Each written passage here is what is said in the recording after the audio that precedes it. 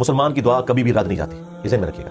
नबी इस्लाम फरमाया कि वो 3 तरह से कबूल होती है, या जो कुछ मांगा वो मिल जाएगा, या उसके बदले कोई बेहतर नेमुल बदल मिल जाएगा, कोई मुसीबत भी टाल सकती है, और अगर ये ना हुआ तो वो तुम्हारी दुआ क़यामत के दिन के लिए स्टोर कर दी जाएगी, तुम्हें अजर मिलेगा। लिहाजा ये तो अपने दिमाग से निकाल दें कि दुआ रिजेक्ट होती है, दुआ कभी भी रिजेक्ट नहीं होती। दूसरी बात, दुआ करना ऑप्शनल नहीं है, ये मुसलमान पे फर्ज है। जो मुसलमान दुआ नहीं करता वो अल्लाह का नाफरमान है, अल्लाह ताला का बागी है, अल्लाह ताला उससे नाराज होता है। जामिया तिर्मिज़ी में हदीस है, नबी इस्लाम ने फरमाया कि जो चाहता है कि मुश्किल और परेशानी में उसकी दुआ कबूल हो, उसे चाहिए कि जब हालात फेवरेबल हो उस वक्त भी अल्लाह को याद करे। हाँ, दुआ से अपने आप को बेनियाज नहीं करना, ठीक है। दुआ का एक प्रोटोकॉल है। जामिया तिर्मिज़ी में हदीस है, नबी इस्लाम बैठे थे, सैयदना अबू बकर सैयदना उमर बैठे थे, एक शख्स आया, उसने नमाज पढ़ी और डायरेक्ट अल्लाह से मांगना शुरू कर दिया। नबी इस्लाम ने फरमाया साइल ने जल्दी की।